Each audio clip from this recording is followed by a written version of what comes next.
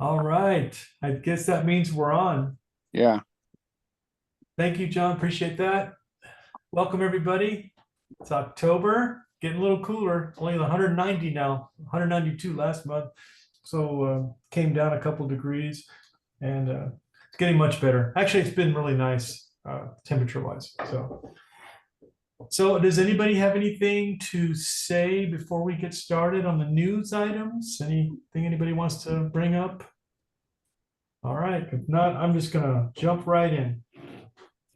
So yours truly and Patty, first thing, will be at TSB next week presenting some cool stuff. I might be going over some AI stuff, Be My Eyes.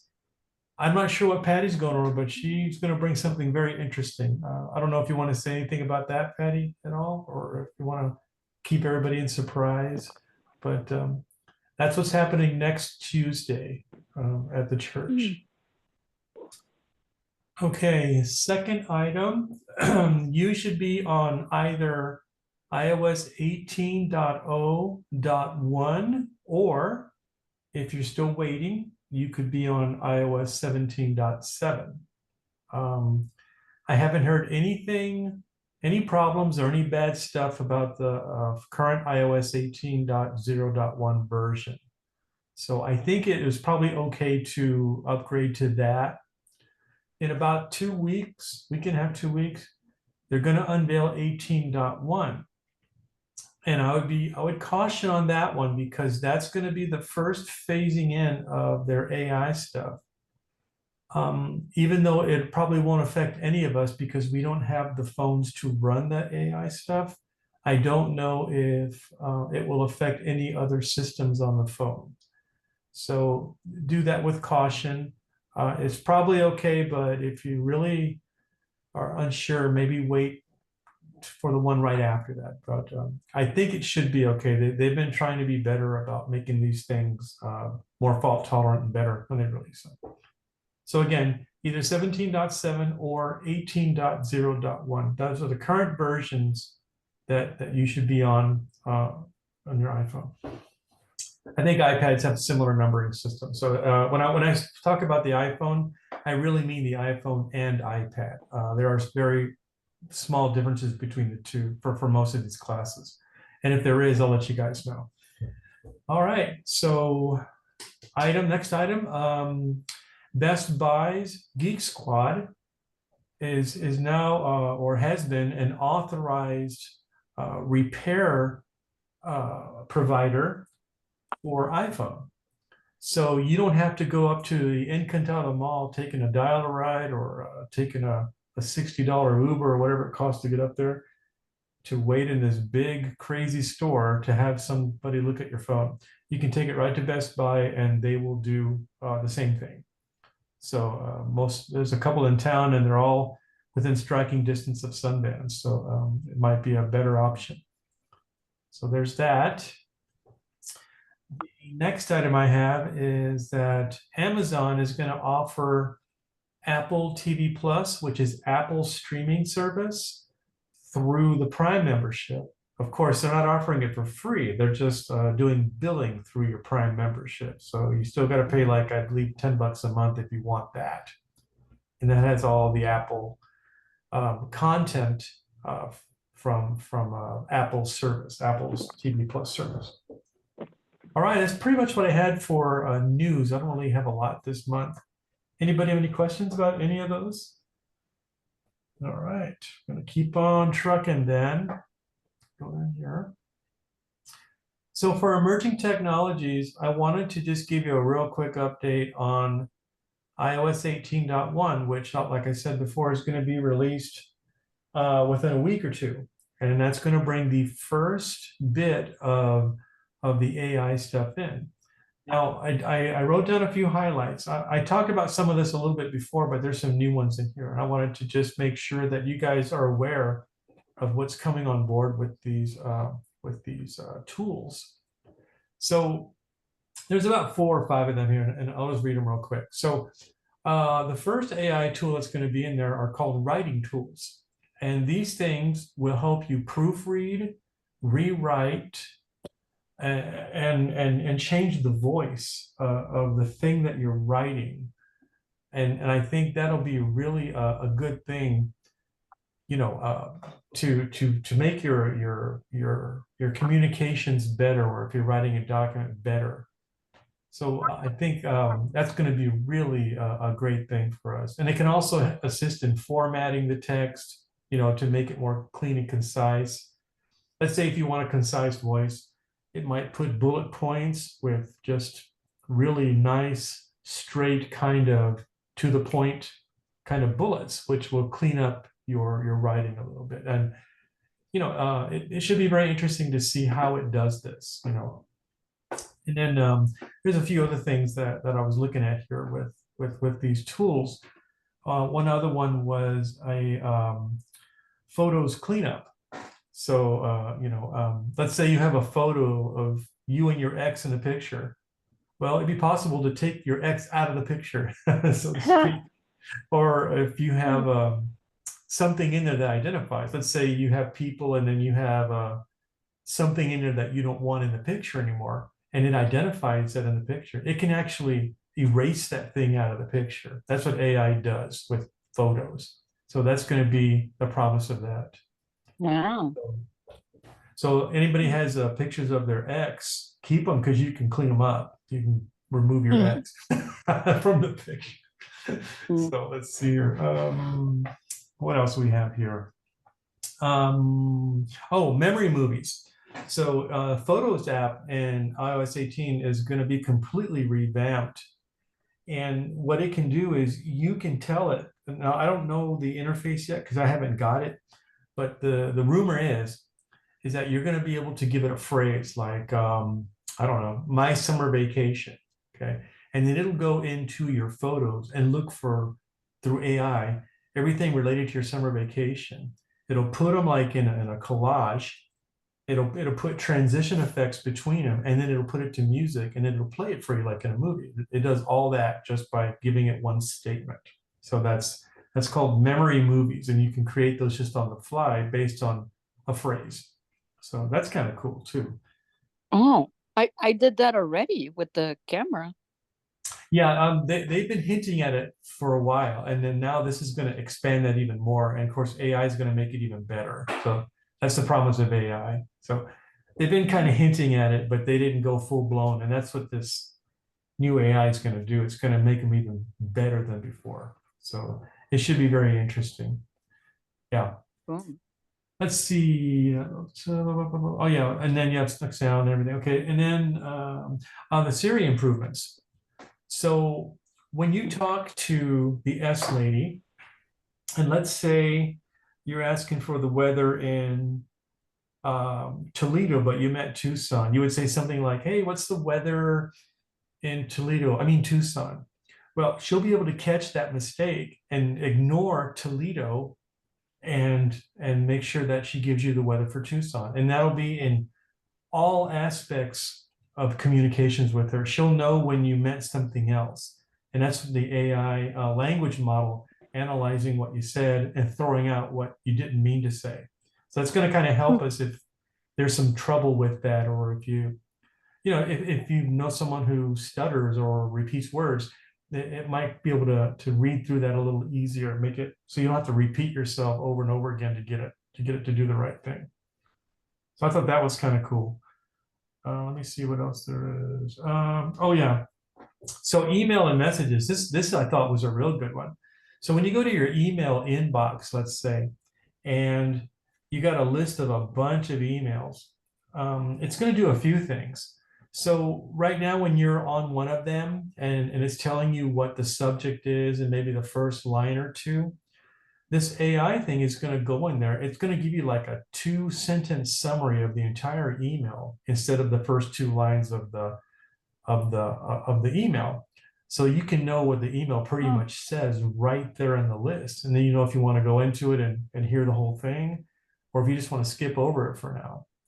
And then it'll know by your habits which emails that you deem more of a priority, and it'll move those up in a priority kind of system. I haven't seen that in action yet. but that's what they're promising.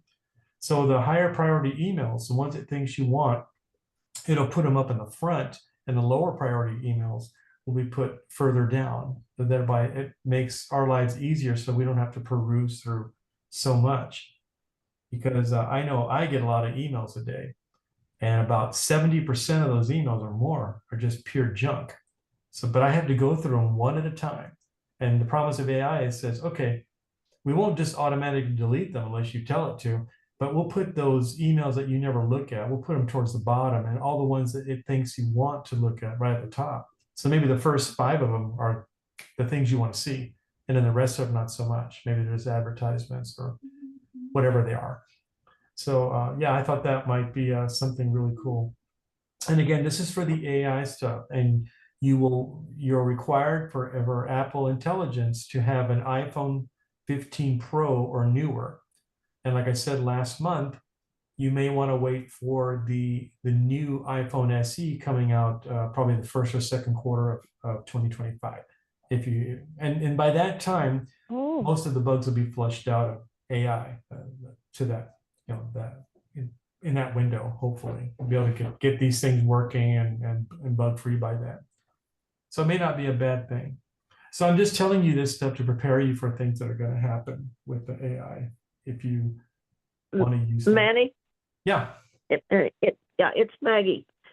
Are you feeling like those of us with phones that are not the 15s that we should buy the newer version, or will it pay to wait a year? I'm very conservative in that area, but I'm also very curious to see if it's worth it. But from a dollars and cents perspective, I don't know. And that's a good question. And I just don't have a good answer for you. It's always easy to go do it and spend the money and get the updates. But the question is, will you use them? So I think if one of my students, like you, Maggie, if you buy a phone that has the AI capability and I need to help you with that, well, I'll definitely have to get it then. But if not, I'm probably going to wait until maybe a year from now until everything's flushed out. Let the other Well, people. that's what I was wondering, because I have a 14, and I just hate like the devil to spend that kind of money. If there are going to be all these major changes, we may have even more by the time the 17 comes out, and I sure as heck can't buy 2 of them.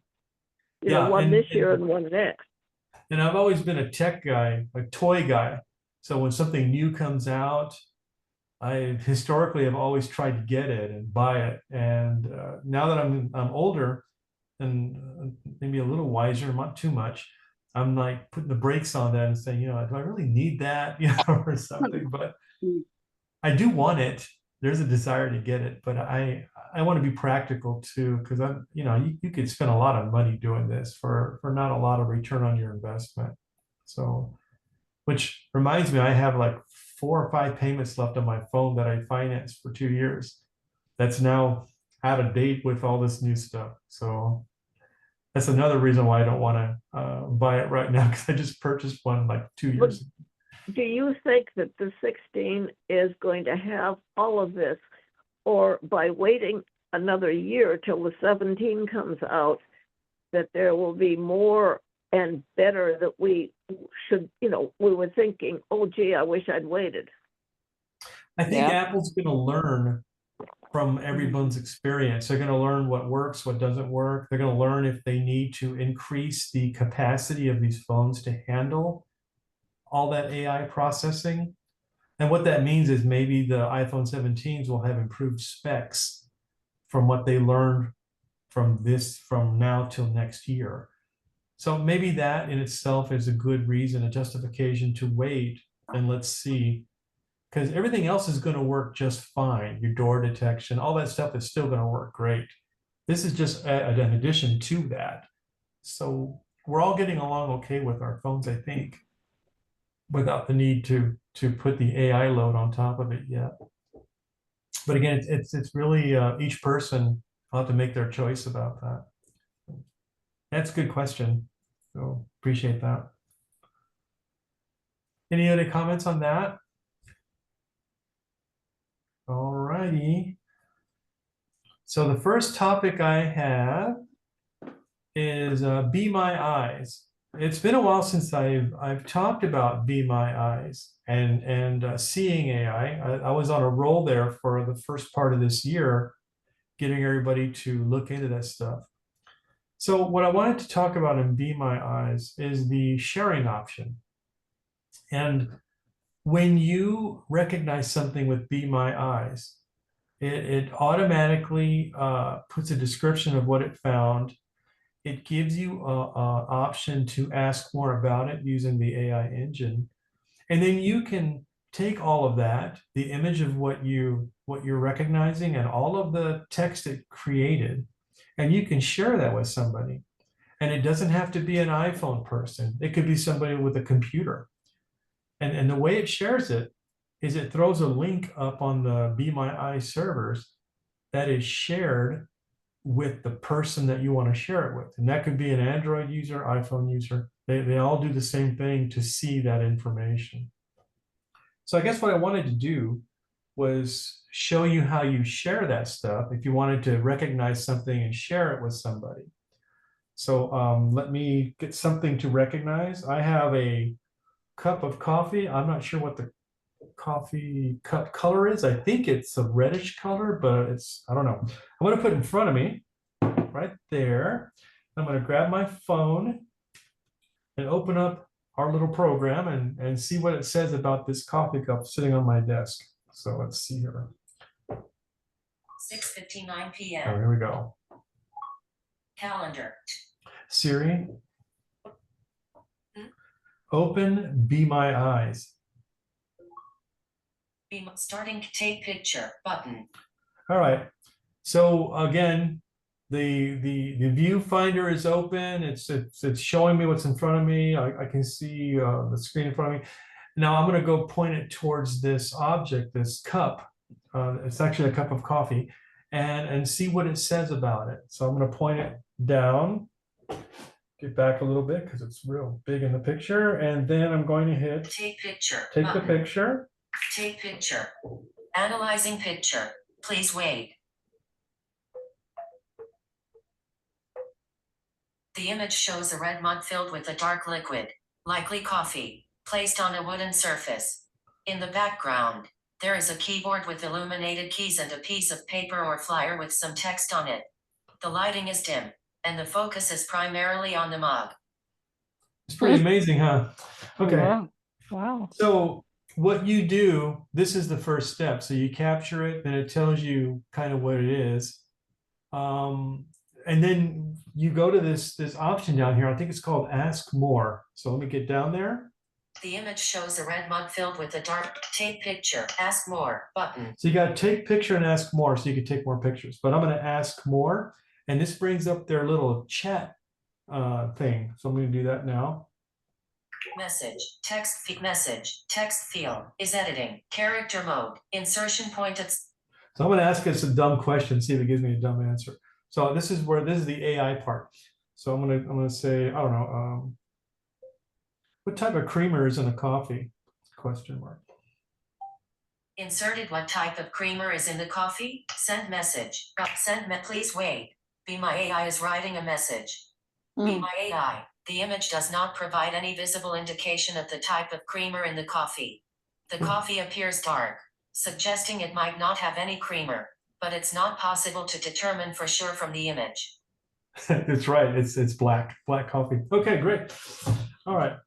So what I'm going to do, if you wanted to share this with somebody, there is a share option at the very top. Let me find it. I think it's up here. Be My AI. The image does not share button. Right there. Share. It's at the very top right over here. So if I double tap on that, this is what comes up. Cancel button.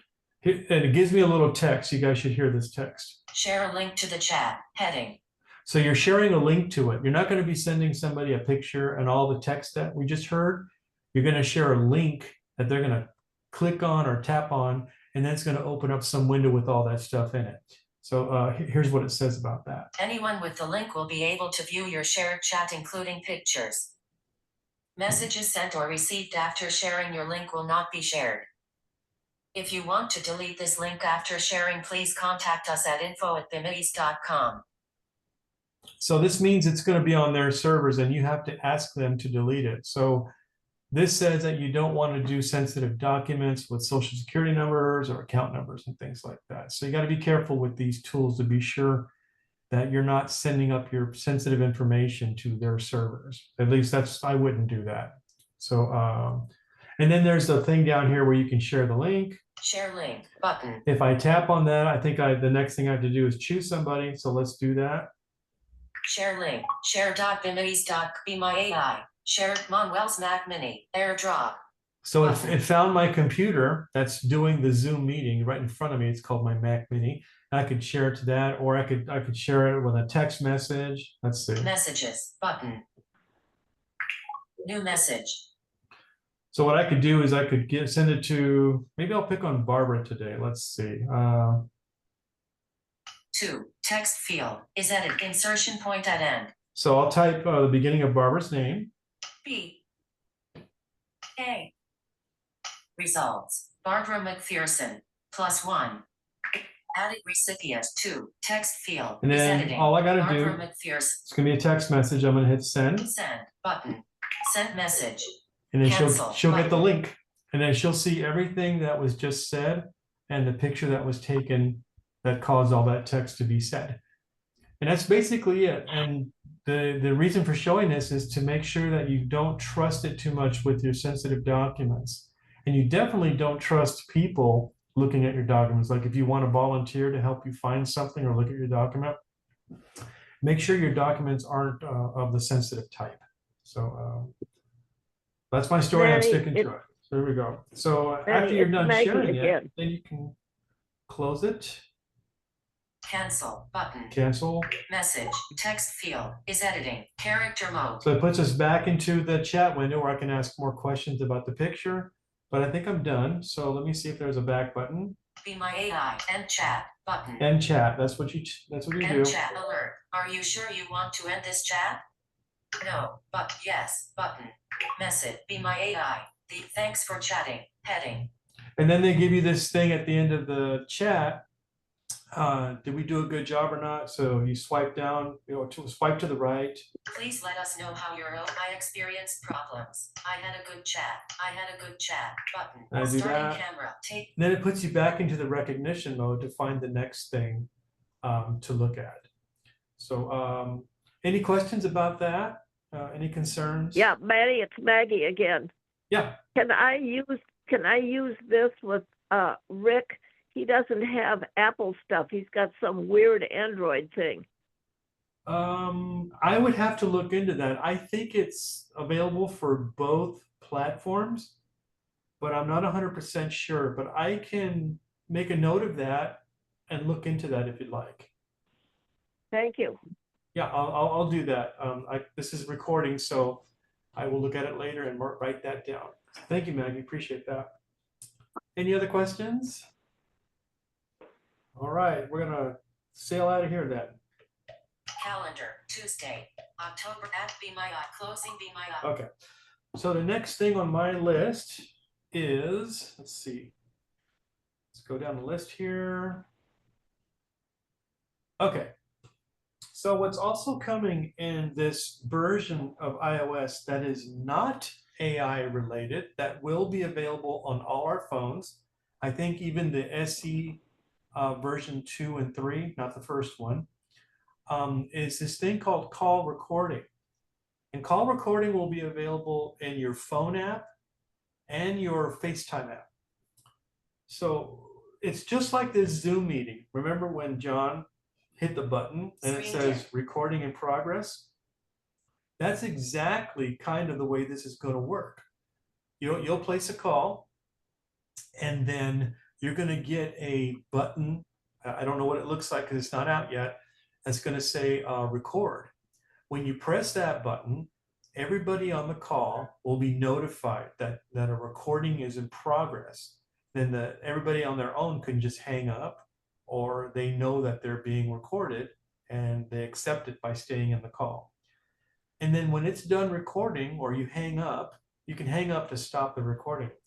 It is going to store that recording and transcripts even of the recording in your notes app. So you go to your notes and you see your voice recording call, and you can have the transcript right there, and you can look up stuff, and it's like a great way to do meeting minutes. So I was just thinking about that. If you have somebody doing meeting minutes and they're on a Zoom call, my gosh, well, that's a great option. So they finally brought this to the iPhone. And the reason they're able to do it is because as long as you announce that you're recording the call to everybody, then it gives them a way to opt out. So it's not done clandestinely or against the law. Because I think most states have, I think we talked about this about a few years ago, where you have a single party or multi-party consent. Most of them have at least a single party consent, which means that at least one of the two have to consent to it, but they all have to know about it, kind of thing. So, and if you don't consent, you can hang up. So it's not like you're forced to stay on the call. So anyway, that's what's happening there. Any questions about iOS 18's call recording feature? Okay. And that's coming in about 2 weeks. And that should be on all of our devices, I hope. They haven't restricted it to just the flagship ones and not the SEs. I don't know what's going to happen there. All right, so my third topic on the list here is show and tell. So as we get down this digital road, you're going to have more of a need to store your files, and not just on your phone, which can be lost or stolen, but you need to store them redundantly, especially important files. You know, kind of like a file cabinet. You can look at this device like a file cabinet. And what it's called an NAS. And an NAS stands for Network Attached Storage, which is basically a digital filing cabinet. And what it does is it hangs out on your Wi-Fi network, and it allows you to tap it from any of your devices. So let's say that you took some movies of your family and you want to see them on your TV. Well, you don't have to stream them from your phone to your TV. You could put them on this drive, take them off your phone, and then if your phone gets lost or stolen, it's there. Or if somebody hacks into your account on your phone and wipes out all your data, you have a copy that's wholly yours inside of your house and not beholden to any company. It's just your files in your personal file cabinet. So let me show you what it looks like. Let me find it here. It's kind of dark. Here we go. So it's a boxy thing. This one I have in my hand is a personal home unit. It's called My Cloud NAS drive, and inside of this is a hard drive, and it's inside this box. And what it does, it hooks with a cable right to your router. It's like a little wire, and then your wireless router gives you access to what's on this drive. And this drive is a big one. This one has 4 terabytes, and that's about, I say, about 1,000 Hollywood movies can be stored on here. So you can probably store hundreds of thousands of documents and pictures and whatnot. It's plenty of space. And if you do that, these files are yours, and you don't have to pay a company to store them for you every month. And they are yours to keep, and it's your drive. So it's just like owning a file cabinet with a bunch of paper in it. But it's a digital version of that. You can get these at all major retailers like Best Buy and Amazon. This particular one is called Western Digital MyCloud. I recommend Western Digital because they've been making drives for many decades and they're good at it. And this one runs for about maybe around $200. But that's it. It's one cost. And then the rest is just you. And you don't have to be on the internet to access your files. Your files are on your local Wi-Fi. Or you could access them from somewhere else. You can configure this thing to allow you to stream from your home, your files, to your iPhone, wherever you're at in the world. As long as there's an internet, you could do it that way too. So it's a good way to keep your memories, keep your movies, your collections, whatever they are, digital stuff, contracts that you sign digitally or whatever. you can keep those here for as long as you need them, and they're all yours, and they're not on anybody else's servers and wherever they are in the world. And that's what this is. So, and they have different kinds of these, by the way. They have the personal version that I have here. I have one that I just installed last week. That's more of a business version where you can stick 2 drives in it and you can do this kind of redundancy thing. But that's a way beyond the scope of this conversation. But the thing is, these are great if you want to keep your files safe and keep them just yours and nobody else can see them. And you can encrypt these, so if something happens, nobody can read them except you. So got all those options. And you can make them public or you can make them private on this drive, where if you access a certain folder that you create on this drive, you have to give a password or it has to know who you are, or you can just make them public to be shared by all devices on your network. And that's good for like pictures and movies and stuff like that. So again, this is called WD My Cloud Home, My Cloud Home, and it's a 4 terabyte unit for a personal use. Weighs about 2.5 pounds maybe, and it looks like some kind of box of crackers or something about that size. So, any questions? All right, I'm gonna go to the next thing. Let's see here. Okay, settings. Okay, one thing that Barbara wanted me to go over with you guys is about the emergency SOS stuff. So what this does, this allows you to manipulate your phone in a way to get it to call emergency services. So I'm going to go over there to those settings. One of the new features that's coming up in 18, and I don't know if it's already in this version or if it's coming up in the month, I haven't done that research, is that when you call the emergency services, they can send you a link to share your video with them. And that way they can see what's going on and not just hear it through the phone. So that's kind of a neat little feature to have just in case something bad happens. So let me show you where this is at. 7:15 p.m. Let's go in. Face ID. All right. Calendar. Tuesday. I'm gonna go to settings. Settings. 1. Settings. Automatic updates. On. Button. General. Back button. General. So we're gonna go to the front door of settings. Settings. Back up. Settings. And it's hanging out at the first level. It's called emergency SOS. Let me just go down here a little bit and find it. Cellular, sound, folk, screen, general, control, display and home screen, accessibility, wallpaper, stand, Siri and face ID, emergency SOS, button. Emergency SOS. So we're gonna double tap on that. Settings, back button.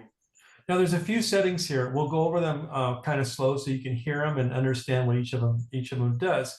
They're just different ways to contact emergency services. So here's the explanation of the first one. I'll let it talk to you and I'll let it take the stage here. Press and hold the side button and either volume button to make an emergency call. In certain regions, you may need to specify an emergency service to dial. Auto call requires a SIM card.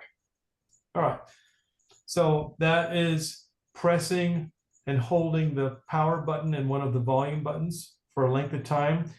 Then it'll start dialing emergency services, and it'll do a countdown first. And if you don't stop it before the countdown, it makes the call. So that way, that's how that works. So here's another way. Let me go to the next thing. Call with hold and release. Switch button on.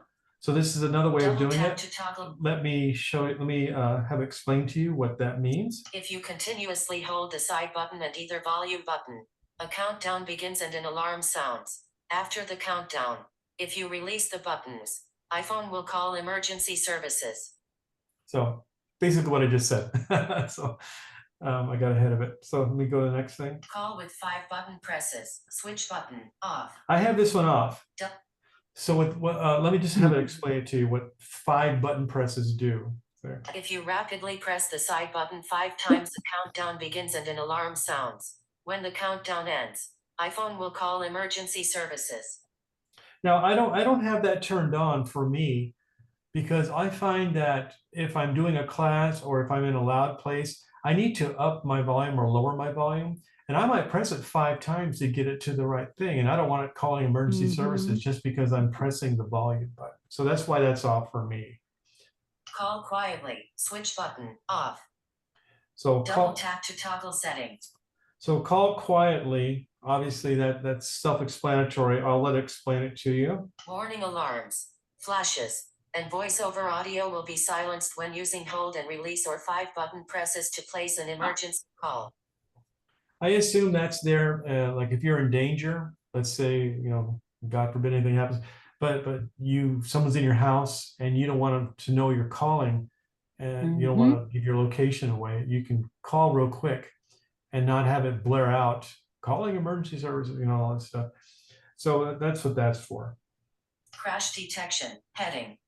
Now, I haven't looked into this much, but I think this is it's using the sensors in the phone to detect if you're in a car crash. So let's take a look at what it says about that. Call after severe crash. Switch button. Video content. So you're in a Double car tap to toggle setting. and you're in a fender bender, and this is the explanation for that. If you're in a car crash, iPhone can automatically call emergency services. iPhone will start a countdown and sound an alarm before the call. So, iPhone cannot detect all crashes. So that's what it does. If it detects a harsh crash, it does that. I have that switch on just in case. And I think that's about it. Let me see. Emergency contacts heading. And of course, down here are emergency contacts. Let's see if there's anything else. Chica Green. Edit emergent. You can add and edit about emergency. Emergency. iPhone can help start a satellite. Try demo button. iPhone emergency sauce via satellite heading. Now, I haven't messed with this too much, but supposedly you can, if you don't have service, you're in a rural area, you can contact a satellite. And I haven't done this or tried it, but here's what it says about that. iPhone can help start a satellite connection to contact emergency services when a call won't go through. Try demo button. In an emergency, iPhone will try to use a satellite to send your medical ID, location, and emergency details. Learn more. Link. Vertical scroll bar. Vertical scroll. So that's it for the emergency SOS settings. And I thought going over them real quick would be beneficial if anyone has any questions. So the long and the short of what I just showed you is that you should have one or more of these checked on and know what they are in case you need to call them. Or you could just tell the S lady to call them. You know, you could do that too. You don't need to do the button things, but this is a second way of doing it. So, any questions about emergency services? All right. You guys are on fire tonight. Let me see here. Okay. All right, here's one that I've talked about before, but I thought it's worth mentioning again because it's coming in iOS 18. Now, I don't have it on my phone yet because I haven't upgraded, but a friend of mine, Hunter, he's got on his phone, he says it works great. And what it is, it's iOS 18's battery charge limit. Now, I won't go into all of the details, but the long and the short of it is that over time, as you charge your battery, it ages, you know, chemically, you know, especially if you charge it past 80%. Between 80% and 100 is where all of your battery degradation happens. So Apple has kind of figured that out and has made it easy. So you buy a new phone and you set this battery charge limit thing to 80%. Your battery may not degrade very much at all over the life of your phone, maybe the 7 years that you're getting updates. Your battery may end up being 95% what it was when you the first day you got it. Most of us, just by charging at night, every night or every other night or whatever, to 100%, we lose about maybe about 10% a year, roughly. And that's pretty significant. I mean, considering the cost of these units. So when this option comes to pass, it might behoove you to go ahead and set it to max out at 80% on battery instead of 100. Now you don't get that for free. What that means is that you're gonna, if you use your phone a lot during the day, you're gonna have to charge it to 80% more times than you would if you charged it to 100%. but your battery will last a lot longer. The capacity of the battery, the ability for it to accept charge and then release charge over time is maintained. So it's a good option to turn on when this option becomes available in 18. So yes, that's a great addition, and hopefully we can keep our batteries longer and they'll last longer. So that's another iOS 18 guide that's coming into being. So Hey, Manny. Yeah. Manny. Hi, this is Diane. I have a question about that. Is that rule or does that apply at all to devices other than iPhones? For example, with my Yes. Victor Reader, would I be better off not to charge my Victor Reader to 100%? You know, if you can somehow pay attention to charging, like you have it close to you and you can check it every so often, and you can stop charging manually at 80%, you'll be doing the same thing. And yes, the battery chemistry for those devices should be the same as your iPhone. They're called lithium-ion batteries, and they all have the same kind of traits when it comes to that. So the answer is yes. And then I have another question kind of related. Again, with my Victor Reader, for example, with my iPhone, when I get that battery low 20% message, I generally plug my phone in and charge it up, figuring that I should do that rather than wait until it's further down. Would that also be true? Go ahead. I'm sorry. Well, the good thing about these devices is that they are programmed to not let your battery become depleted, because if a lithium-ion battery becomes depleted, it's no good anymore. You can't charge it. So there is circuitry in there that keeps you from depleting it all the way. So even if your phone goes off, your battery is not really dead. It's not like being charged from an empty state. There's a few percentage of charge in there. And then, of course, it'll be brought up. And that's not where the wear and tear is, really. It's more on the top end. Okay. So my question in reverse kind of is, with my Victor Reader, for example, I generally try to charge it as far down as I can, close to what it's telling me it's maybe 2% left before I plug it in to charge it, rather than at 20% charge it. But does that matter in terms of battery efficiency, or can I go ahead at 20% and start charging it? You know, less is more. So if you charge from 20 to 80%, that's less work than from 2 to 80%. So, but it may not be enough to worry about. Okay. It's only but from there's the nothing wrong with up. that. What's that? It used to be, I heard that you should let your battery run down all the way before you charge it, but that's not really true then. That might have been for the previous generation of batteries. I'm not smart enough to really answer that with confidence, because battery technology has evolved. And I'm just not close enough to that science to give you a confident answer. But I think with lithium-ion batteries, you can't deplete them, and it won't hurt you to charge them at the lowest point or 20%. As long as you as long as you adhere to that. As long as you don't charge them to 100%, that's the problem. And you can charge them, but that's where the degradation, the chemical degradation happens between 80 and 100%. Okay. So okay, great, thank you. Yeah, good question. Thank you. You know, Manny, I'll probably. I'm sorry. Oh, Manny, it's Maggie. I'm sort of going on the reverse of that. I'm so darn paranoid about this that every time I am not using the phone, I've got it plugged into a charger. I'm scared to death I must be someplace and it'll run out. Is this wrong to keep it charged? No, there's no wrong answer. This is just an optimization technique. This is a way for you to squeeze more life out of your battery over time. So no, what you're doing is fine, and your phone will never allow your battery to become depleted to a point to where it's no good or overcharged. Okay, so I'm not harming it by, No, as I say, I'm paranoid. If I get to 80%, I feel like, oh my God, and I plug it in. But every time I don't use it, if there's a spot to plug it in, I plug it in. well, And I'm just wondering if that's harming it the wrong way. I would do this, Maggie, if it were me, this is just my opinion. I wouldn't charge it until it gets down to, like what Diane was saying, maybe 20%, because 80% is a lot of juice. Yeah, that's a lot of juice still. I know it doesn't sound like 100%, but it's still a lot.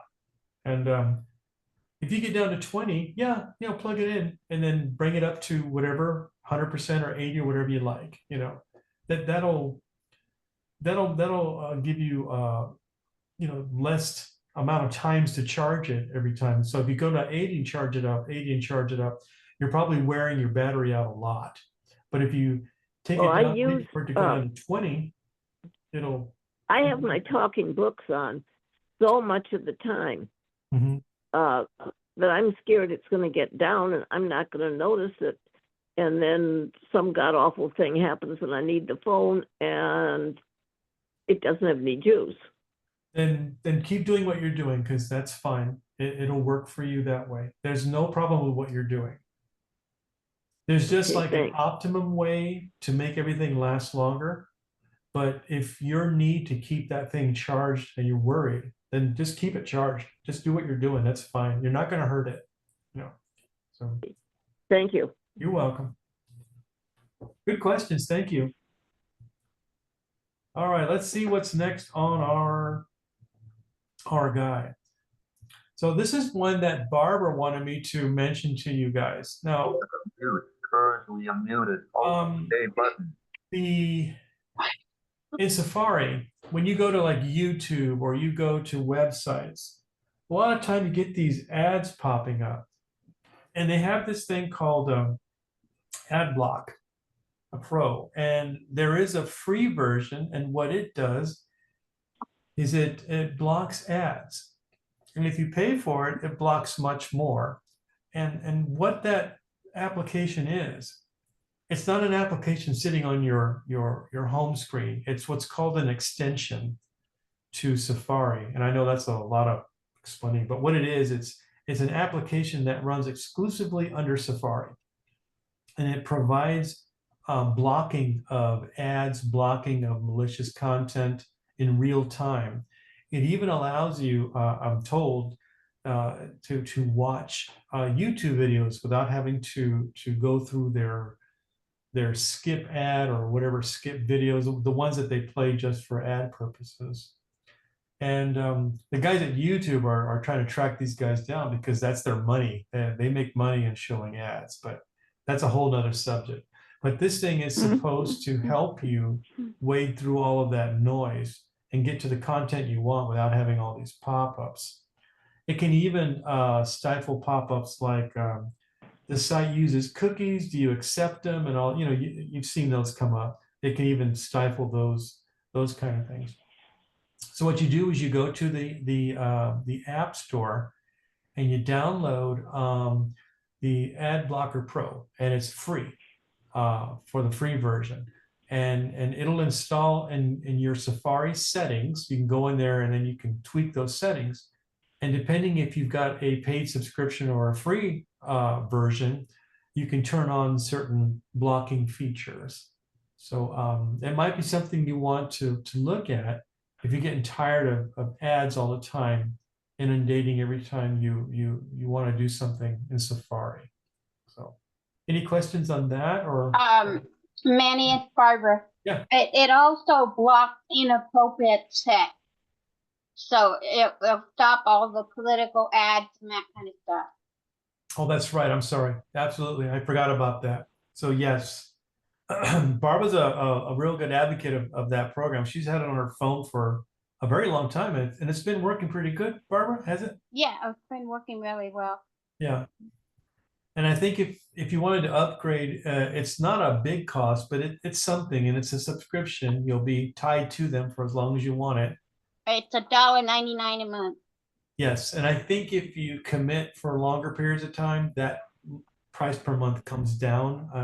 I haven't really looked at the cost structure of it, but if it's something that's really bothering you and you're worried about that, that might be an application to consider for your phone. I think it works great for Barbara, and she seems happy with it. So there you go. So, any questions about that? I missed the name. What was the name? This is Patty. I think it's AdBlock Pro.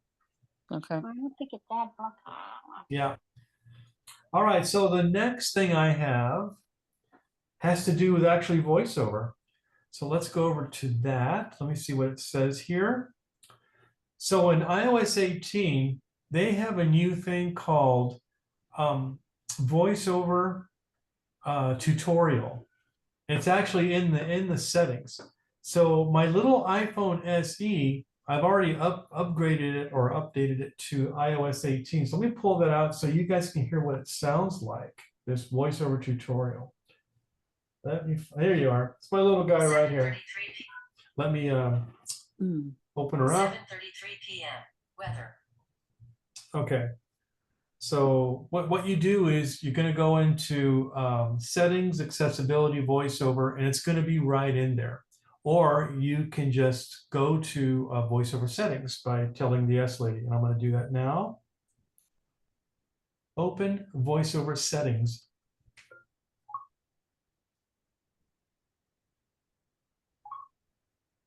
VoiceOver heading. Let me increase the volume. This is my little phone. VoiceOver My backup. heading. Let me get her up to the same. VoiceOver heading. There we go.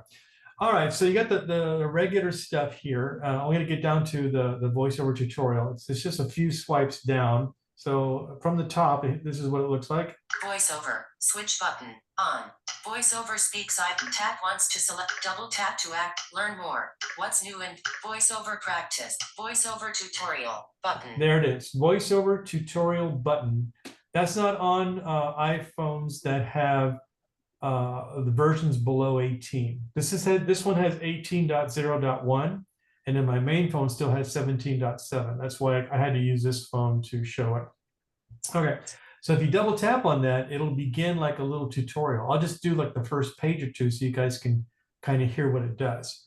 So I'm going to double tap on the tutorial button. VoiceOver tutorial selected. Select the next item. On each page of this tutorial, you will learn a new VoiceOver gesture. VoiceOver may be restricted on some pages to enable practicing the gesture taught. VoiceOver automatically reads aloud the selected on-screen item, like text or a button. You can control which item is selected by moving the selection. To select the next on-screen item, swipe from left to right with one finger. All right. Swipe one finger from left to right now to move to the next page. Activate to dismiss pop-up window button. So- Swipe one finger from left to right now to move to the next page. Swipe one finger from left to right now to move to the next page. I'm gonna Swipe do one that. finger from Hang on. left to right now to move to the next. Select the previous item. You just practiced the gesture to select the next. All right, it's not going to let me talk between it, so I just shut it off. So what it does, each screen is a thing to practice a gesture. The first one was the next item gesture, which is a swipe left to right. That's what I did. And when I did it, it made a little dinging sound. And then the next screen came up and it talks about that gesture. It says swipe right to left. If you do that one correctly, it'll go to the next gesture. And there's a whole bunch of them. It's like a tutorial. And I believe everybody should play with this tutorial when you get to iOS 18, so you can start learning your gestures and learning how to do them confidently. Very, very nice little feature that they've added to iOS 18. So any questions on the tutorial? All right, we're gonna shut this down. Put you over here. And let's see what's next. Okay, one app that I'm a big proponent of is the Wikipedia app. Now, when I showed this a few years ago, it was very basic. Okay, it didn't have much in it. You know, you could look up stuff, and then it's like an encyclopedia. You basically search for something, and you get basically an encyclopedia kind of article. So let's go to it, and then we'll have some fun with that. We do that now. A quick drink of coffee. Here we go. All right. And 7:37 p.m. let's see here. Wikipedia. Settings. Settings. One new item. Okay. Siri, open Wikipedia. Wikipedia. Tab bar. Saved. Tab. 3 of 5. All right. So they've improved Wikipedia in the later version here. It's now a fully tabbed interface on the bottom, and these tabs are pretty good. So the very first tab is this one. Tab bar. Selected. Explore. Tab. 1 of selected. Explore. Tab. 1 of. And it's here's what's on the Explore tab. I'll just go down a few things so you can hear what it sounds like. Today. Link. Your saved articles can now be organized into reading lists and synced across devices. Log in to allow your reading lists to be saved to your user preferences. Log in to sync your save. Dismiss button. Dismiss. Baba Sadiq, Indian politician, 1958 to 2024. Link. Lawrence Bishnoi, Indian gangster, born 19. Baba Sadiq, Indian top read on English. So I guess these are just popular reads that are happening now. So that's what that is. So let's go to the second guy. Tab bar. Places. Places. Tab. Now the Places tab, if you give it access to your location, it will look for things around you that are happening. It's kind of a neat little app. It goes way beyond just giving you information about a topic, but it also gives you a lot more information. So let's go there and see what it does. Places. Tab. All right, so here we go. I'm going to go to the first item. Search places. Trail Dust Town. Historical shopping area in Tucson, Arizona. Link. Skyview High School, Tucson, Arizona. School in Arizona. Carondelet St. Joseph's Hospital, Compass High School, Desert Palms Park, neighborhood in Tucson. Anyway, so it looks around me and it gives me things that I can look up and look at. So let's look at one of these. Let's just go up the list. Compass High, Carondelet St. Skyview High School, Tucson, Trail Dust Town, historical shopping area in Tucson. So if I double tap on that. Trail Dust Town, historical shopping area in Tucson, Arizona. Skyview High School. Oops. Trail Dust Town. Historical shopping. Trail Dust Town. Places. Back button. Sorry, I didn't double tap it correctly. So what it does, it brings up the article for Trail Dust Town. So we'll just, or the entry they have for that. So we'll just hear a few things on that real quick. Trail Dust Town. Historical shopping area in Tucson, Arizona. Separator. Edit section. Link. Trail Dust Town is a historical outdoor shopping center located in.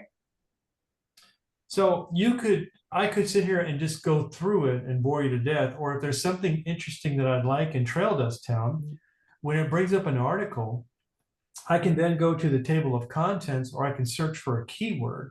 So let's bring up the table of contents for Trail Dust Town and see what that's all about. So let's do that. Toolbar, table of contents, button. Close table selected. Trail Dust Town. History. Heading. Playbox Theater. Museum of the Horse Soldier. Constituent attractions. So you get the idea. All of the important aspects of Trail Dust Town are going to be explained in each of these entries in the table of contents. I can go to that and it'll explain that just like normal. All right, so let's get out of this. Let's go back. Close table of content. Trail Dust Town, heading level 1. And there's other things here at the bottom too. Let's see. Toolbar, change language, button. Save for later, button. You can bookmark this for later. That's what save for later is. You don't actually save a copy of the article. You just bookmark it. And then find in page, button. So here's, you can look up a contained in thing. Like if you're looking for a name or something or other, you can do that. It'll look for the occurrences of it, just like any fine thing that does that works in a Word document or whatever on the web or whatever. So we keep going. Font size button. Yeah, so visually impaired, you can increase the font. Like if you have a little bit of vision, but the font's too small for your device, you can increase the font. Of course, you increase the number of pages when you do that, but you can make the font bigger or smaller. And I don't know what the last one is here. More button. Let's see what more is. I don't know what that is. Share button. Oh, here we go. Share it. Watch button. Article talk page. But article revision history button. Edit source button. Dismiss from text menu button. So Trail Dust Town. those are Heading all level 1. those are all Banner, options landmark. available to the article itself. Who are the contributors and the history of the edits and all this good stuff. So let me get out of here. Where are you? Trail Dust Town. Trail Dust Town. Trail Dust Town. Trail Dust Town. Heading level 1. Banner. Landmark. Toolbar. Table of contents. Button. We just try to get out of here. Trail Dust Town. Trail Dust Town. 100% battery pack. Okay. Trail Dust Town. Trail Dust Town. Heading level 1. Banner. Landmark. Hang on a second here. Historical shopping area. Page 1 of 42. Search Wikipedia. Button. Places. Back button. Trail Dust Town. Okay, sorry. So that was a second tab on the main screen. We kind of drilled in a little bit. So let's keep going. Tab bar. Saved. Tab. 3 of 5. So saved are the things that I bookmarked. I haven't really bookmarked anything, so there's nothing there. But if I saved Trail Dust Town or if I saved something else, they would be in this saved list. This really a list of bookmarks to these articles. I'm gonna keep going. History. Tab. 4 of 5. History is just like it sounds. It looks at everything that I've looked up. I think I have a couple in here. Let's see. Oops, wait a minute. Tab bar. Save. History. Tab. 4 of 5. Okay. Trail Dust Town. Yep. Historical shopping area in Tucson. It added Trail Dust Town because I was just in there. And there's one below it. Let's see what that is. Elvis Presley. Elvis Presley, King of Rock, right there. So, and then the last thing is just a Tab search. bar. Search. So if you're looking for whatever, you can find an article on that. I could look for anything, and it'll bring up like I said, like a Wikipedia article on that. And if it's a common term, there'll be like a disambiguation thing going on where you can figure out which one it is that you're looking for. So you can look up personalities and everything, and it'll find it here. And it's always coming up in the same format. It's just like an encyclopedia article. And that's the way that works. And it's free. They never charge you for stuff. I think you can donate if you want to, because they do take donations. But outside of that, if you don't donate, you can use it for free for forever. So it's kind of a good app for that. And it's good for doing research. Gives you like a quick information on stuff. And the good thing about this is that unlike an encyclopedia, everything that is mentioned in here that has another corresponding article will have a link. So let's say you're talking about Trail Dust Town and it talks about a personality of Trail Dust Town or whatever. If that personality has another article in Wikipedia, you can tap on them and go see their article and see what that's all about, and then come back to Trail Dust Town.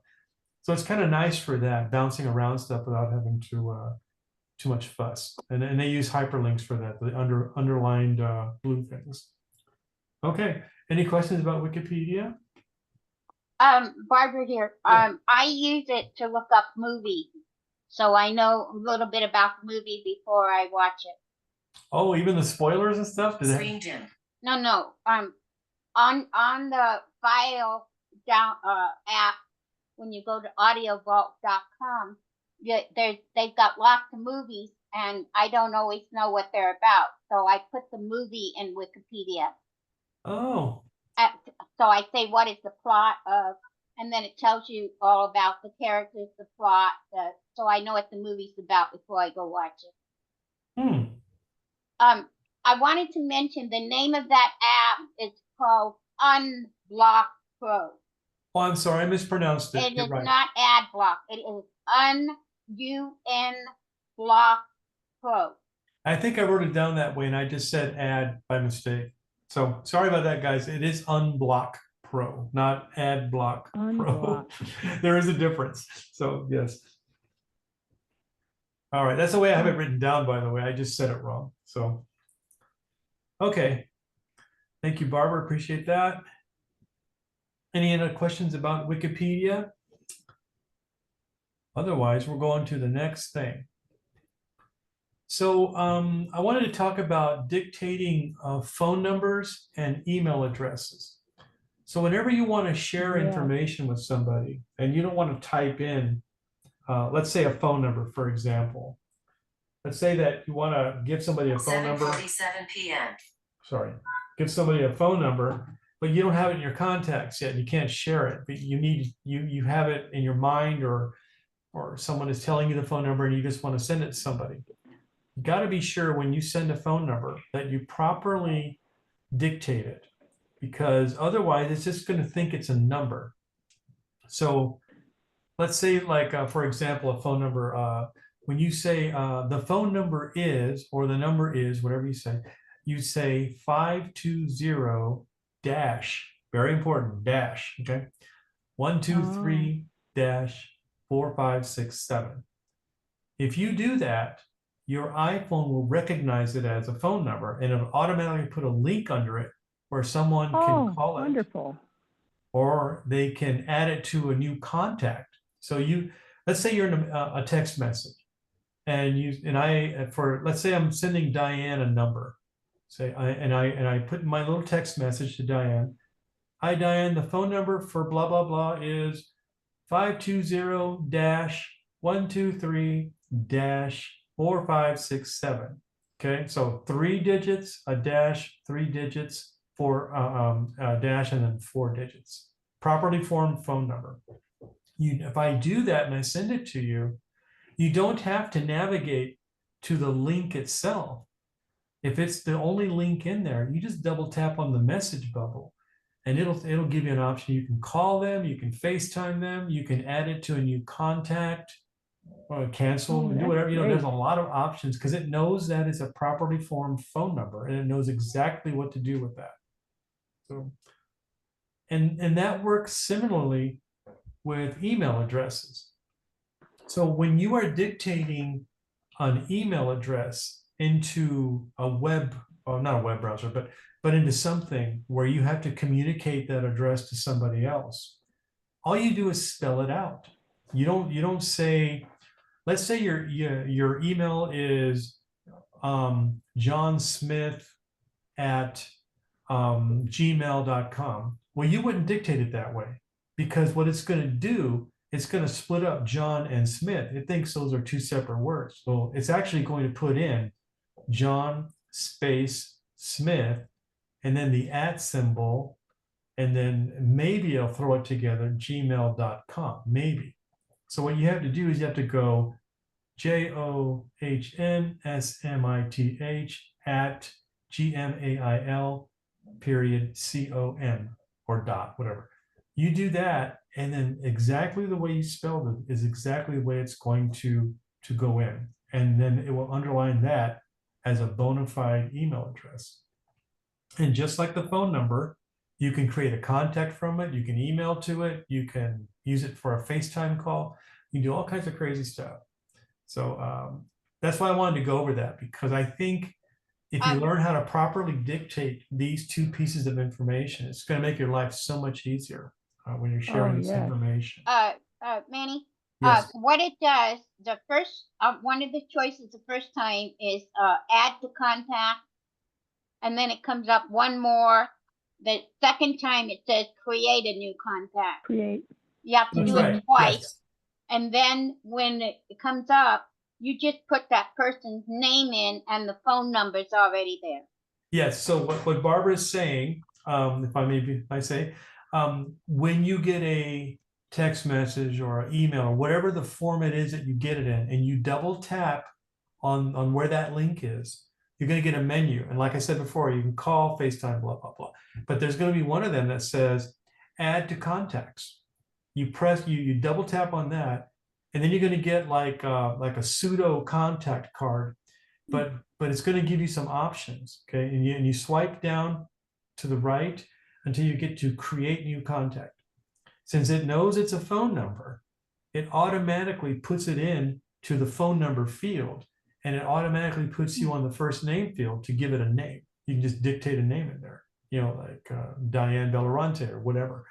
Right. And then when I do it, I compose a text message to myself, so I have it. Right. So what Barbara, I remember going over this with Barbara, so that's why I know what she's talking about so well. So if someone gives you a phone number, it's not already written down, or you can't get it out and somebody didn't form it right, you can force it to be okay by either creating a new contact and dictating it with the dashes, or you can do it with a text message, and then you can double tap on the phone number and do the steps we just did. It all goes to the same place, but either way is fine as long as you can get it in there. But the dashes are important, and then spelling out email addresses are very important when you're doing that kind of information. And remember, dictation relies on a dictionary. So these kind of things aren't going to be in dictionary. So it's not going to know how to do it if you just do it with words. You got to use digits when you do this kind of dictation to make it work. So I hope that clears some things up, because I know that some people have had problems with that, and I wanted to address that with with a good answer. Manny, All it's right. Maggie again. Yeah. This is a little off the beat, but I've been using the rotor to correct things. Well, my arthritis has gotten so bad, I cannot use it to correct. Is there an alternate, or do I have to redo the text or the email completely? That's a tough one, because I need to look into that, Maggie, because I don't really have a good answer for you. I can guess at it, but I might be wrong. Can I get back to you on that one? Oh, sure. There's no rush, but I've gotten to the point where the fingers just no longer work. I get something very strange. Yeah. And I just have, so far, I've had to redo the whole thing. And sometimes it's better and sometimes it's worse, but I can't straighten it out like I was with the rotor. Well, I can tell you what I do, if this will help. Okay. When I do dictation, and let's say that I need to send a couple of paragraphs, and maybe 2 or 3 paragraphs, which is a lot, okay? I would break it down into each paragraph, and I would think about what I'm going to say first. Not think about it while I'm saying it, but kind of get in your mind kind of very close to what you're going to say. And then when you're dictating it, pretend you're dictating to a child. You would say, instead of saying C spot run, period, say C spot run, period. In that cadence, because then your phone will know exactly where one word ends and another word begins. And you'll get much more success that way. And then let's say you do it and it reads it back to you and it says, that wasn't it. Well, you can do that shake to undo, and then you can hit the undo button, and it'll take out all that dictation that you just did in the last one. So you can dictate the first paragraph, right? And then you can say new paragraph, and it'll automatically put a blank line between what you just did and the new paragraph. And you start dictating the new paragraph. Let's say you mess up in there somewhere. You can shake the phone and to undo it.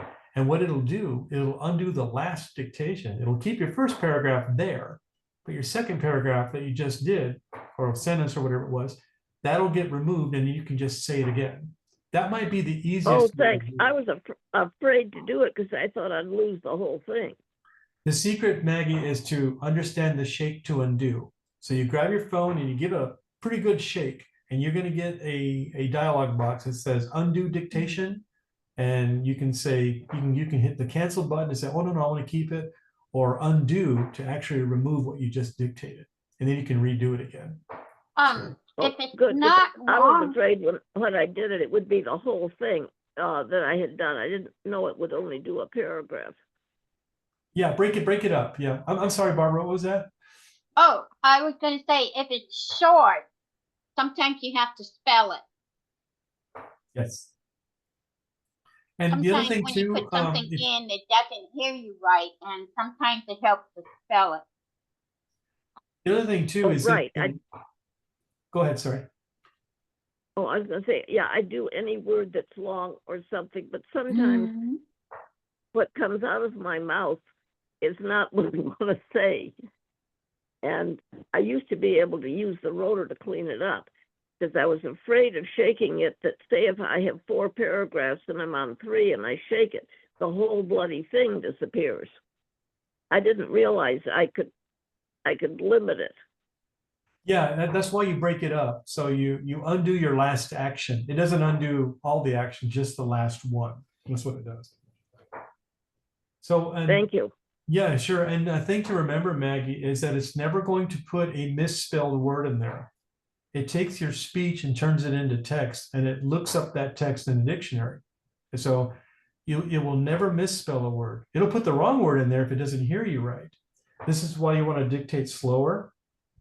And especially when you have your hard consonants, like a D or T, make sure you say the D with a D and a T with a T, like that.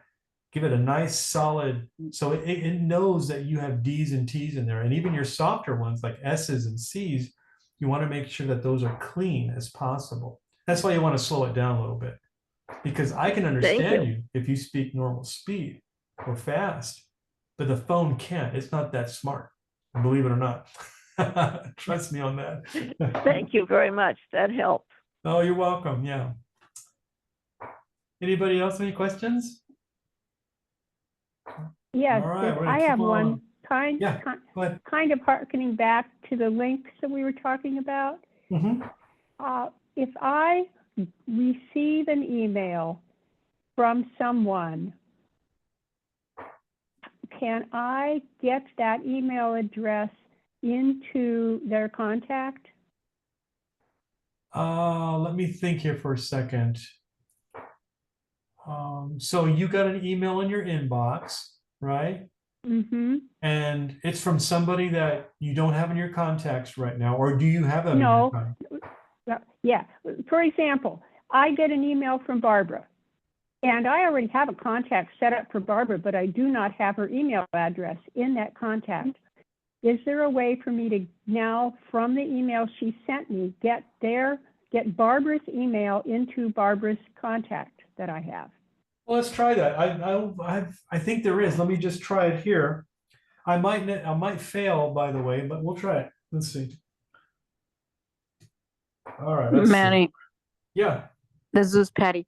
So what I do is you go to your contacts, right? And then you pretend that you're adding Barbara. You're gonna add it, and you could, you know, well, put something new in there, and then it says, you have to give her the proper name, like the name that you have her under, right, in the email. So then, because I just finished doing that, I have a bunch of phone numbers and names, but I didn't have last names of people, right? So now I went in to clean up a couple of my contacts, and then it says that it realizes, or it's, what is this? I don't know what words it uses. It says that it was found in contacts and it's her email. The email is there, so all you have to do is tap on it, and it adds it on. Yeah, Diane, she's Maggie talking could about. probably explain that better. No, you did. I just caught on. So the iPhone's getting smarter, but yes. So what she's talking about, Diane, is that when you go into your contacts and it sees that somebody with the same name sent you email, but you don't have that email address in, it'll suggest it, and then you can tap on it and add it to the contact. But what you're talking about, it will suggest it if that email is in my inbox, it will that's what I think you have you an want to email. know. So let's go to your inbox and try it from that side. But Patty's right on that too. You could do it that way. So let me go to my inbox and let's play around with that. Let's see. Let's see.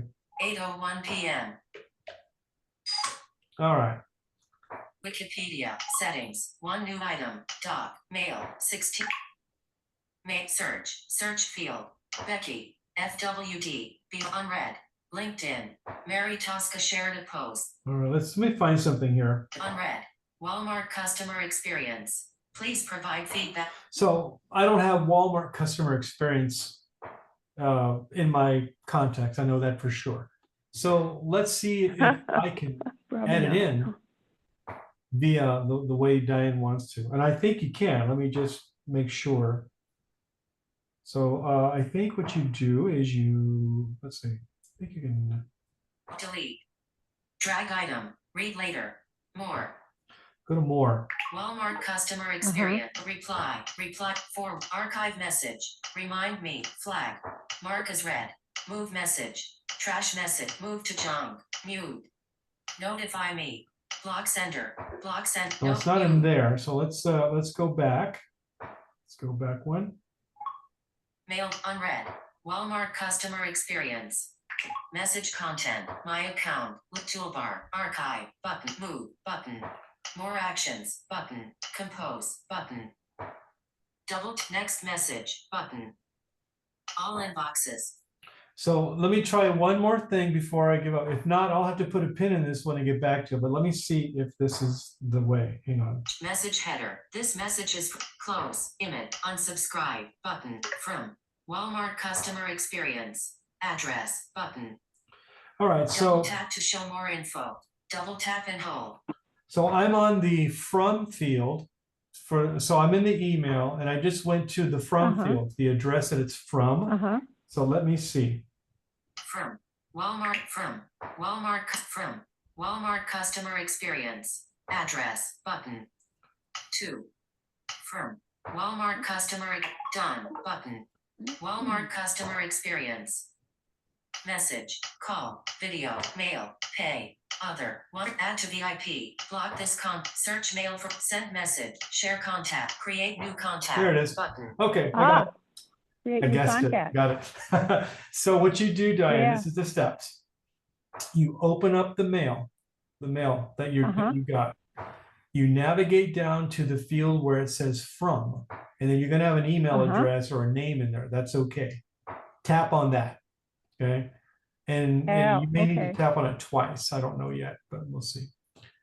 And then once you do that, you're going to get this dialog, and you keep swiping to the right, and you're going to get this thing called create new contact, and it will automatically put I think there's also another one called add to existing contact. Let me see if that's there too. Hang on. Okay. Add to existing contact.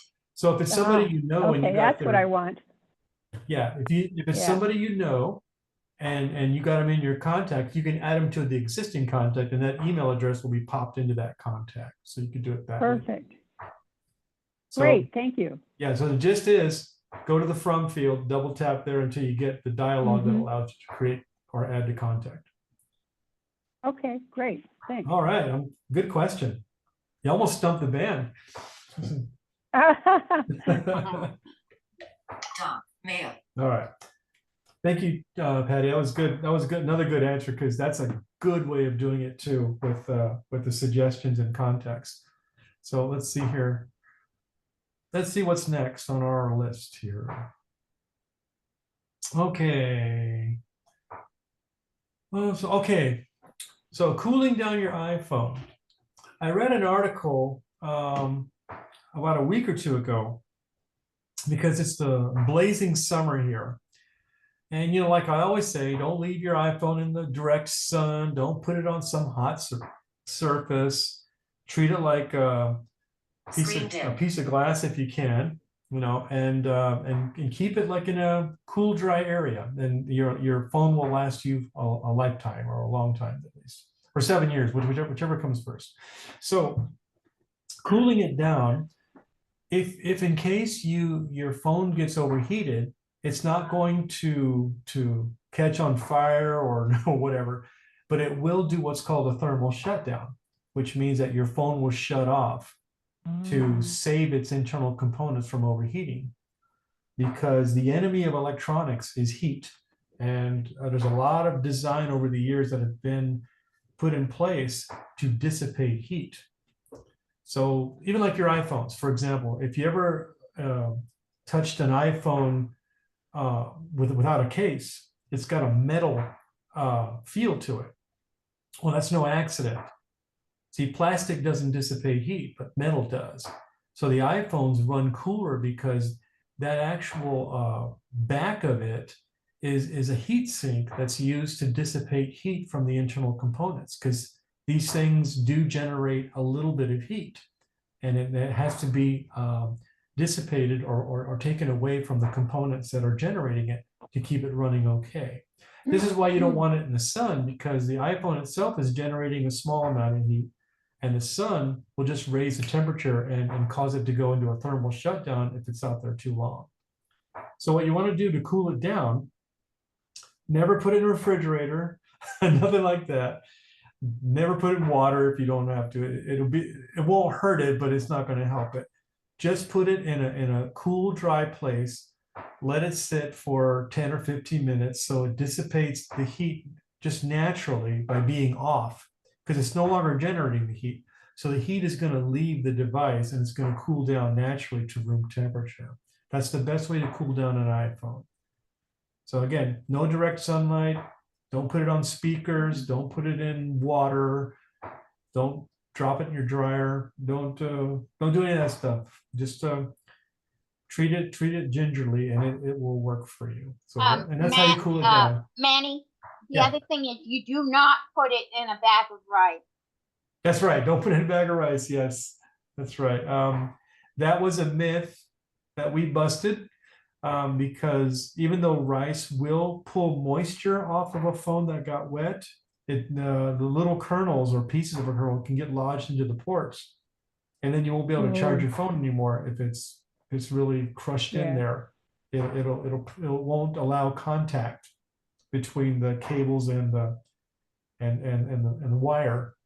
It could also get lodged in your speaker and make a buzzing sound or block the mic. So you don't want to do anything like that. And you don't, like I said before, you don't want to use compressed air and blow into it, because then you're forcing stuff into the ports. You don't want that either. Just try to keep it as clean as possible. And if you need to get it cleaned out, take it to Best Buy or a professional and let them do it with delicate instruments, you know. One of the things I do when we go to the beach is I put it in a Ziploc bag. Yes, good idea. So the sand and that kind of stuff can't get into it. You know, Patty had something.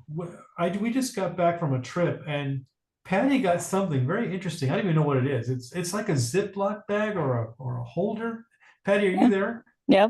What was that thing that you had on your phone to keep it protected at the beach? That's what it is. It's a beach bag.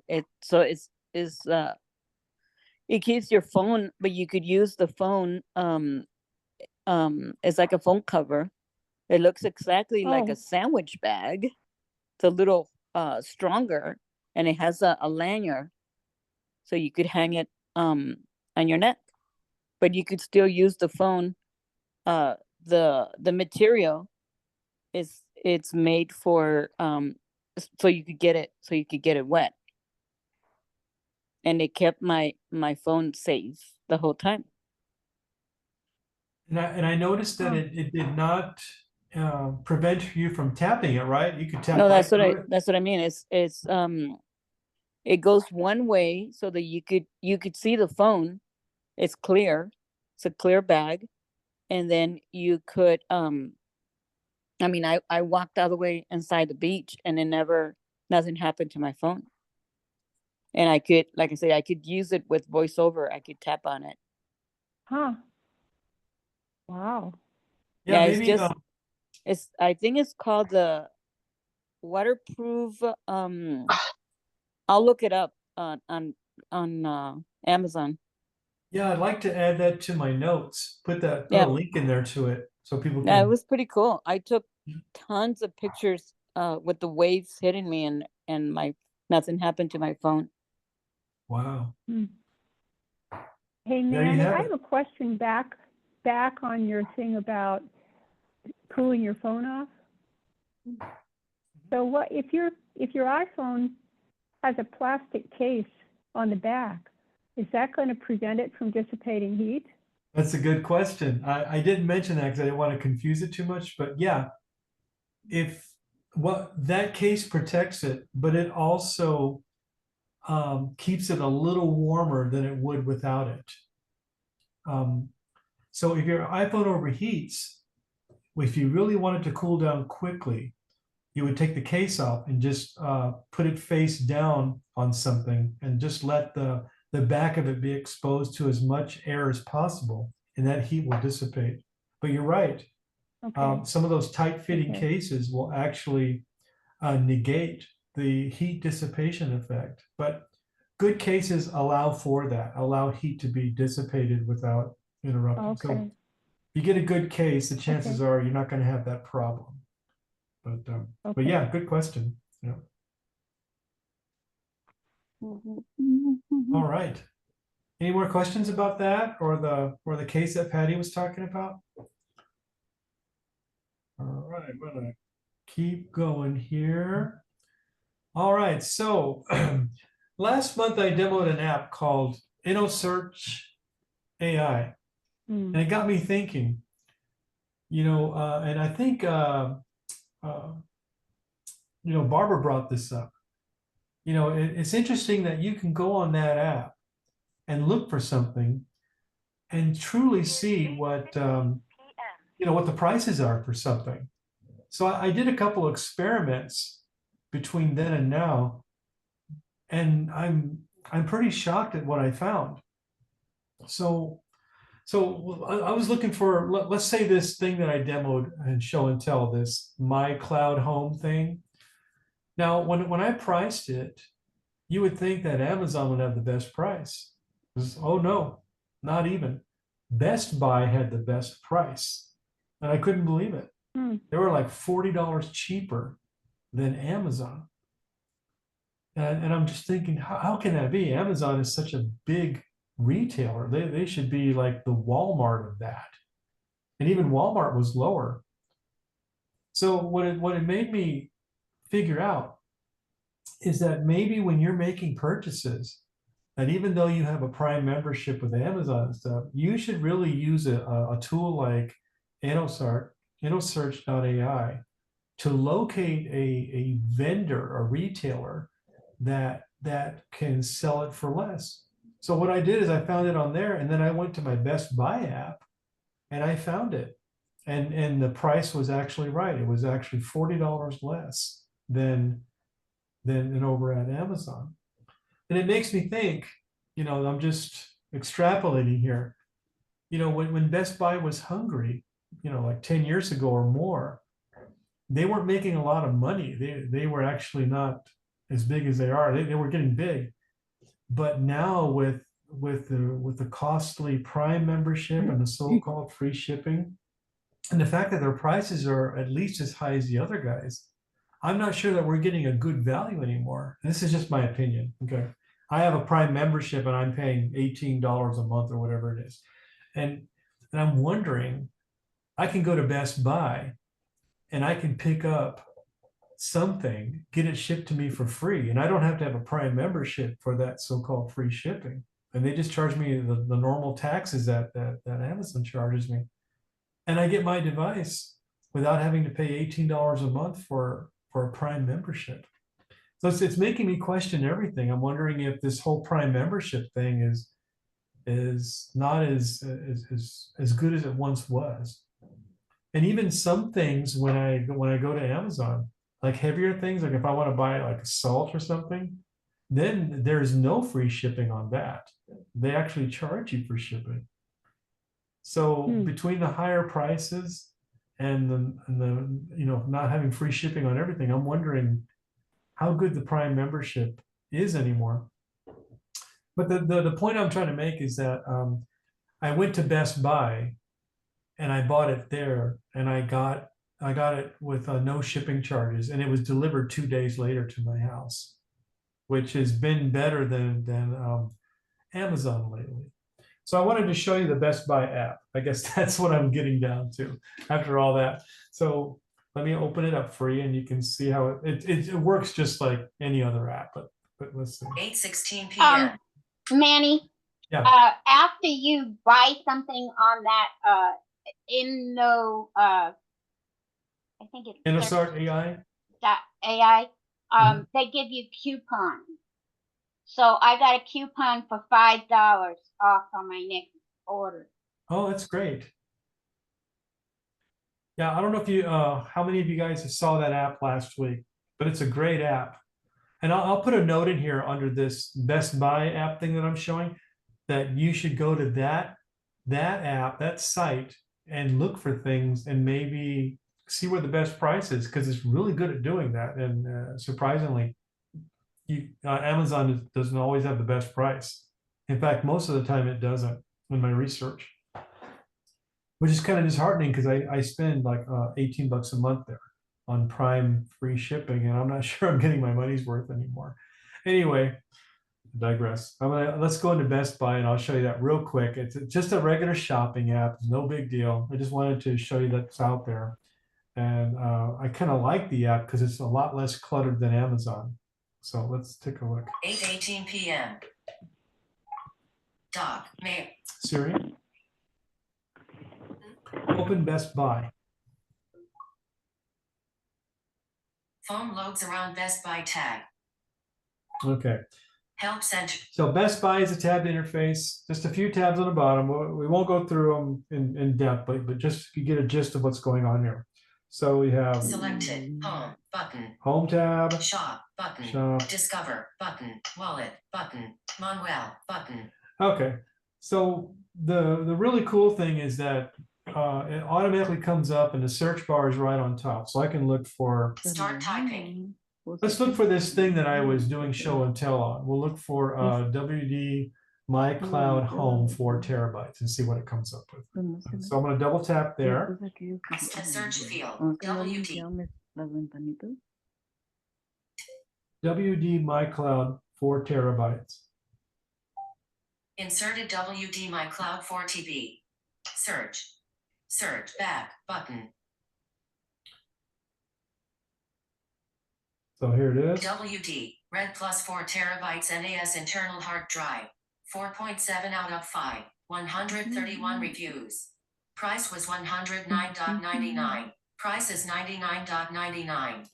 So, and it just works like anything else. It comes up with the search result and you can add it to cart. You can go in more detail. Add to cart button. I could add it right now. Then my cart has an item in it that I can check out. It works just the same. I just wanted to mention that if you're looking for any kinds of electronics or anything that Best Buy sells, you ought to download the app. It's just called Best Buy. And you don't need to sign up with them right away until you order, of course, because then you know who you are, what card to charge, and where to ship it. But it's a really good clutter-free app, and it'd be a good one for you guys to use when you're looking for things to buy. And I think InnoSark AI is another tool that, like I said, was worth mentioning, worth repeating. That if you haven't tried that, you should really try that. But it's going to save you a bundle of money versus just going to one place all the time. So, all right, so that's it for Best Buy. It's just a little quickie app. So there's another app that I wanted to show you that Barbara turned me on to, and it's called Hear More. And what they do is they sell stuff for low vision and blind people, and it's another shopping app. Barbara, do you have anything that you want to say about Hear More before I start, or you can buy the 20/20 pens on there. Well, hey, that's worth it right there. Okay. Now, this is not an app. This is a website. So let me close Best Buy, and I put a little shortcut thing on one of my screens to go to Hear More. It's called Hear More, HEAR space MORE. So let me get out of this. Calendar, Tuesday, PBS. Page 2 of 4, PetSmart. Page 3 of 4, Hear More vertical line independent living. Low vision, blind, mobility. Okay. Double tap to open. Want to open that up? Close button. Look for the checkers. Page loaded. Refresh. What was that? I'm sorry. Look for checkers. See if they have checkers. Okay, we can do that. So submit your email address for special promotion. So I haven't signed up with them yet. I've just been playing with it. So I'm not going to submit my email address right now. We're just going to go look for something just for fun. Okay, so let me find that. Submit your email address button. Description. Email address. So we're going to look for what Patty wanted, and that's going to be checkers. Search by keyword or insertion point at. So I just go to their search text field, which is way at the top in the middle. That's no big deal there. Then I'm going to dictate the word in there. Checkers. Inserted checkers. So then I'm going to do search. Search. Accessibility menu. Pop-up button. Dial page settings button. All right, so Actions available. there's a couple of slides down. We'll get down there real quick with my finger. Search results. Results. Product matches. Heading level 2. Showing 1-5. So it's showing 1-5 out of 5. Out of 5. Okay. Total product matches. Sort by pop-up items per page. Pop-up. They got the usual sorting and filtering mechanisms. We'll go through all of that real quick. View.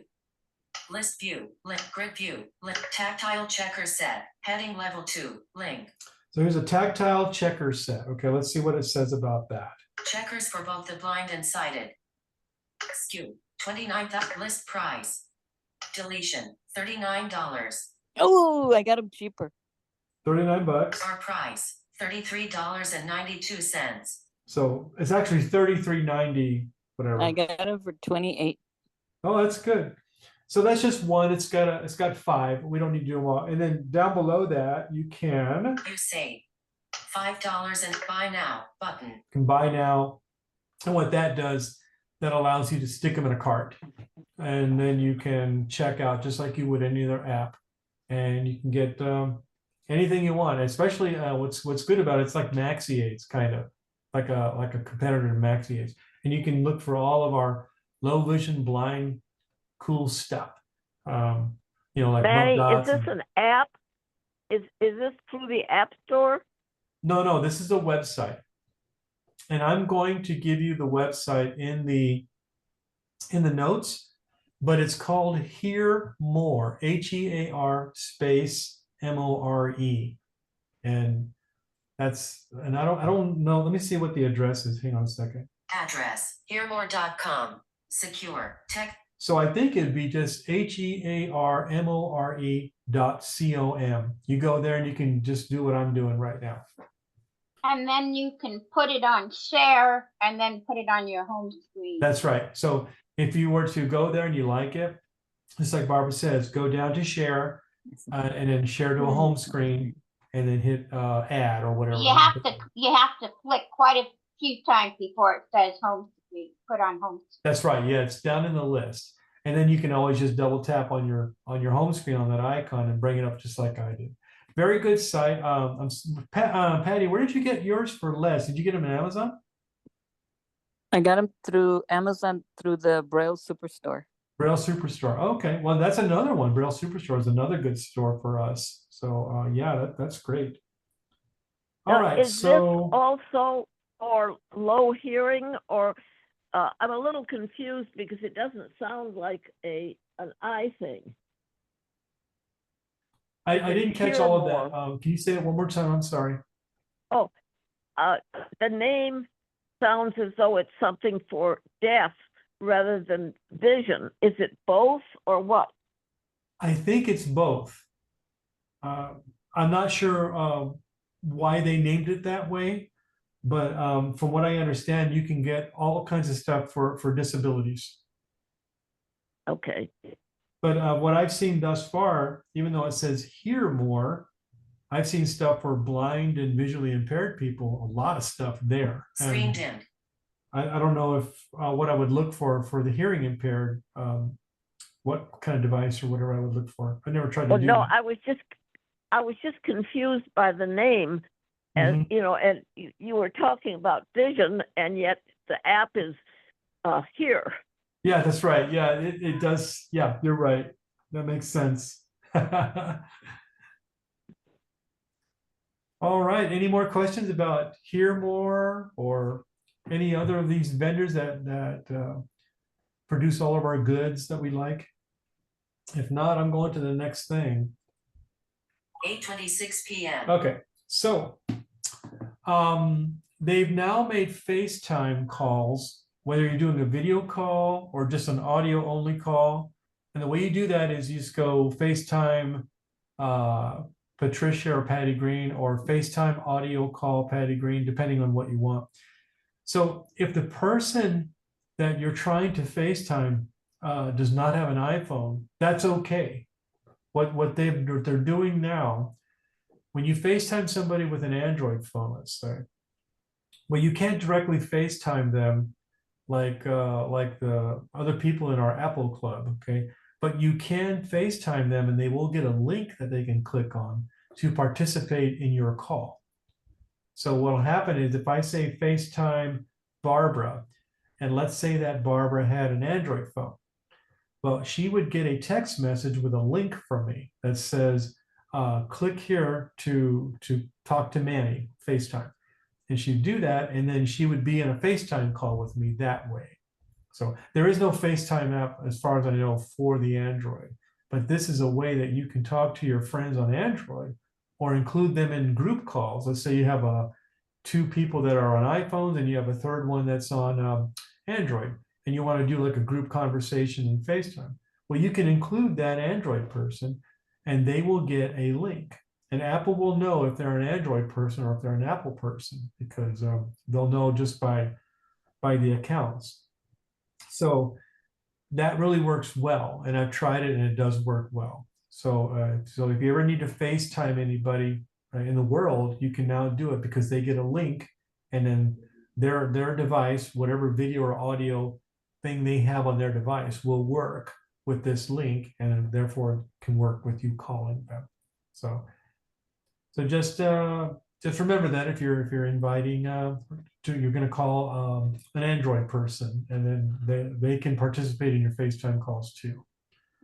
That's not something that's brand new. It's just something that's more recent, but it is something that's kind of nice.